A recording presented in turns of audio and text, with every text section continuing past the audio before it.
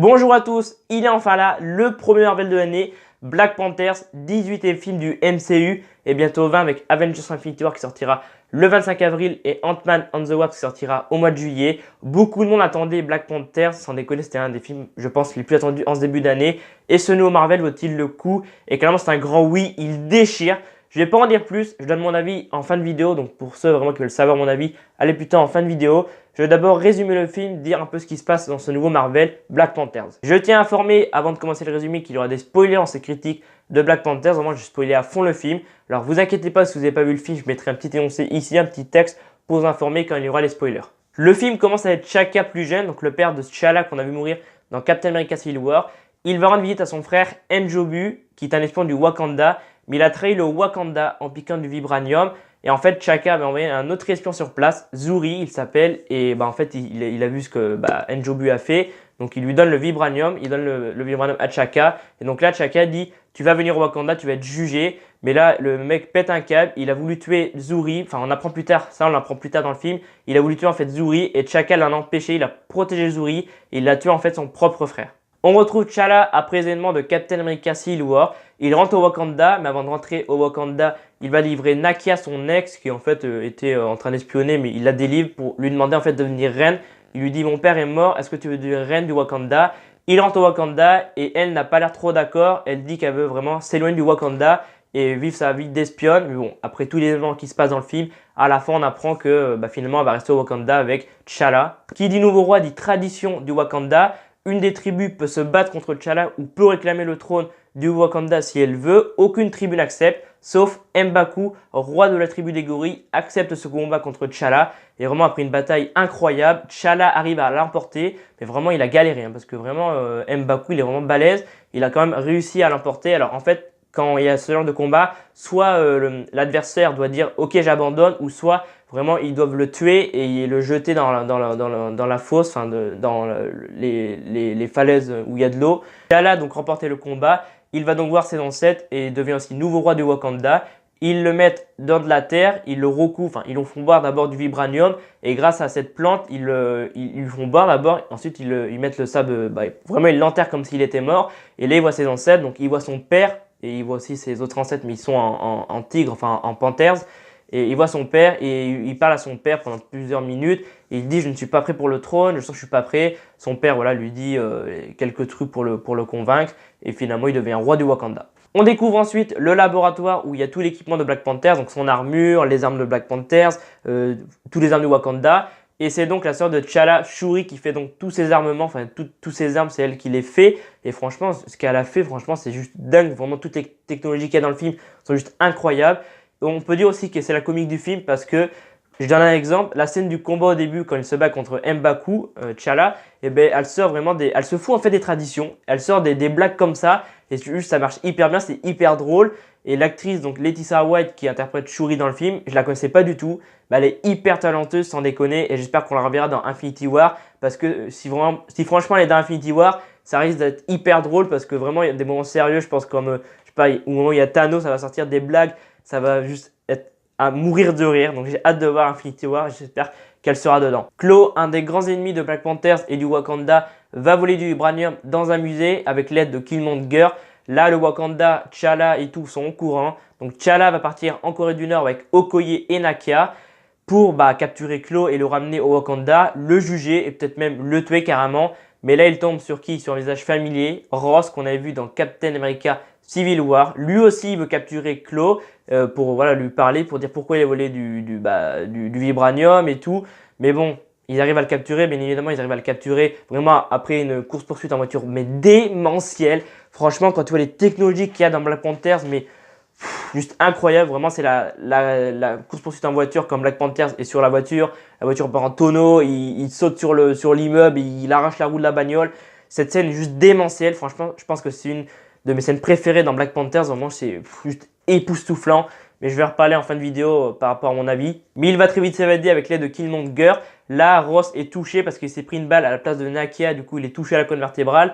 Et si T'Challa, Okoye et Nakia ne le ramènent pas tout de suite au Wakanda, il va mourir. Donc, il le ramène au Wakanda. Et là, il y a Wakabi, donc c'est le mari de Okoye. Enfin, il sort avec Okoye.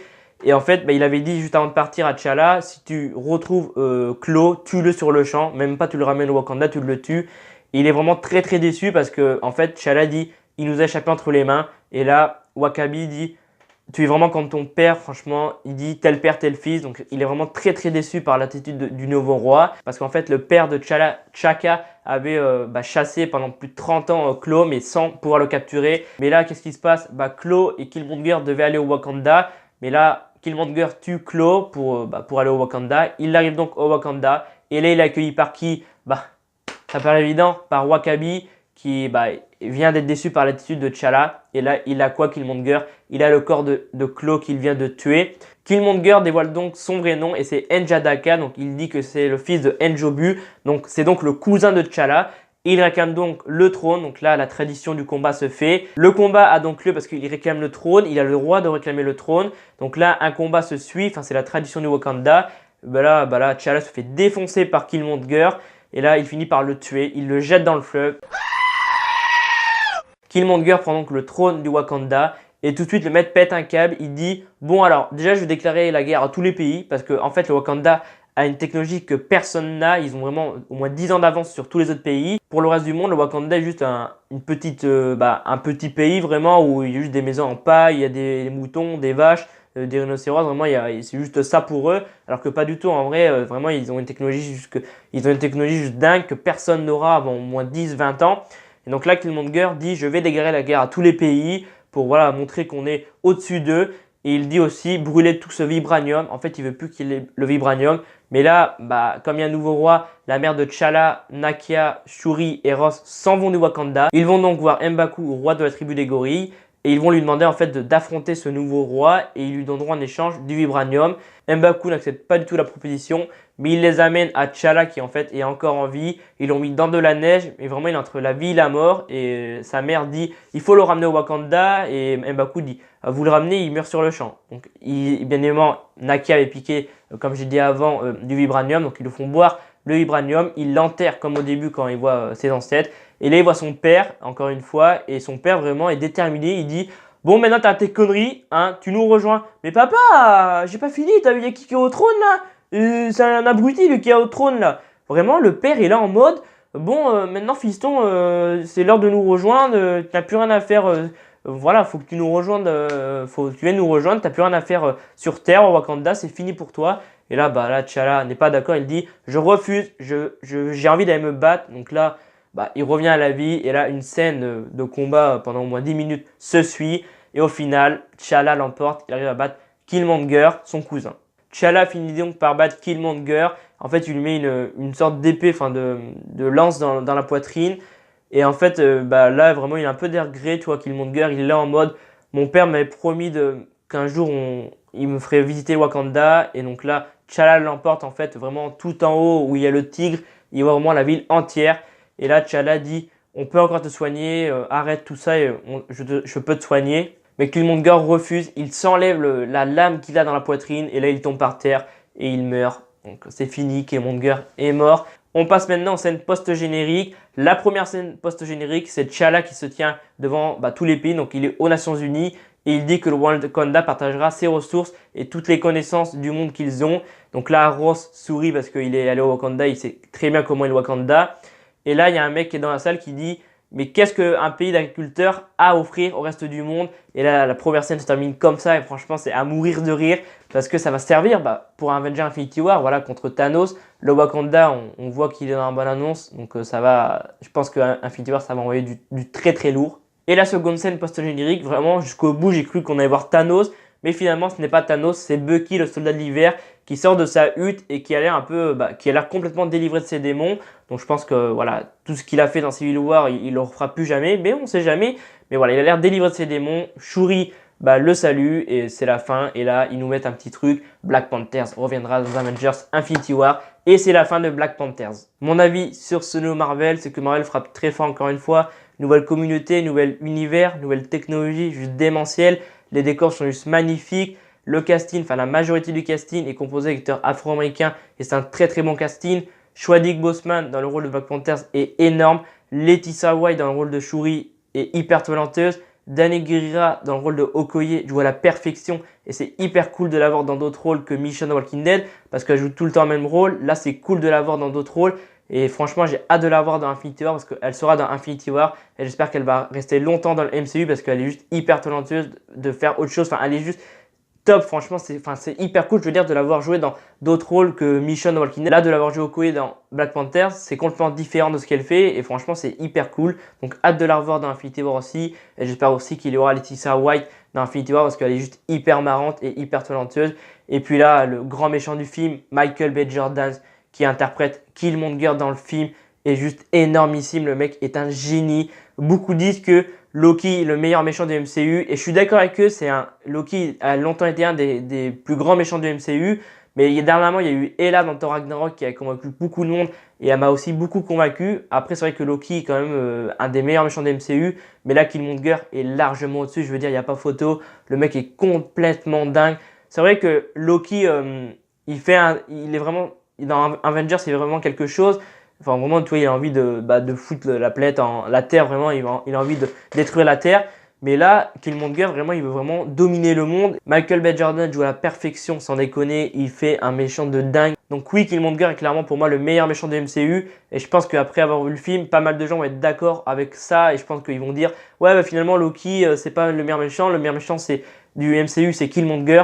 Et franchement, Michael B. Jordan joue à la perfection. Franchement, bravo à lui. C'est dommage qu'il meure. Vraiment, à la fin, j'aurais bien voulu le voir encore en vie. Mais franchement, il joue à la perfection et il n'y a pas photo. Michael B. Jordan, enfin Killmonger, je veux dire, est clairement le meilleur méchant du MCU. Black Panther est vraiment un film à part par rapport aux autres. Vraiment, les autres, j'ai adoré. Mais là, vraiment, ils ont fait un truc complètement à part et ça se ressent vraiment.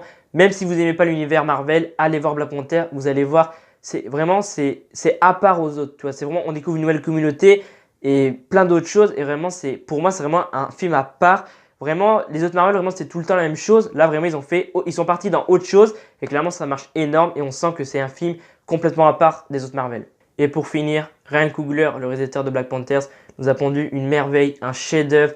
Alors, sans déconner, allez voir Black Panthers et vous allez kiffer pendant 2h14. Black Panthers est clairement une pépite dans l'univers MCU. Et c'est la fin de la vidéo. Si cette critique sur Black Panther t'a plu, n'hésite pas à mettre un pouce bleu, ça fait toujours plaisir. N'hésite pas aussi à me dire en commentaire, parce que ça je n'ai pas parlé, où est la pierre de l'âme sans déconner, parce que beaucoup disaient que la pierre de l'âme allait être dans Black Panthers, et finalement on n'a pas vu la pierre de l'âme. Donc si tu as des théories par rapport à la pierre de l'âme, dis-moi tout ça en commentaire, parce que je prépare une vidéo théorie qui arrivera dans les semaines à venir. Donc dis-moi tout ça en commentaire, vraiment si tu penses qu'elle est dans, je sais pas, Spider-Man Homecoming et que personne ne l'a vu, ou si elle va être dans un des prochains films Marvel. Dis-moi tout ça en commentaire, parce que vraiment ça m'intéresse. Parce que moi, franchement, en allant voir le film, je me suis dit, bah ça y est, on va voir la pierre de l'âme. Et finalement, à aucun moment, on voit la pierre de l'âme. À moins qu'on la voit dans Avengers 4, je sais pas. Franchement, ça m'intrigue parce que toutes les pierres, on les a, sauf la pierre de l'âme. Donc, on ne sait pas du tout où aller. Donc, si tu as vraiment des théories, dis-moi tout ça en commentaire, ça m'intéresse. Tu peux aussi aller me suivre sur les réseaux sociaux, tout s'affiche juste en bas. Et moi, je vous dis à la semaine prochaine pour une nouvelle critique cinéma. Et pendant ce temps, je vais aller revoir Black Panthers. C'était Alban F. Salut à tous.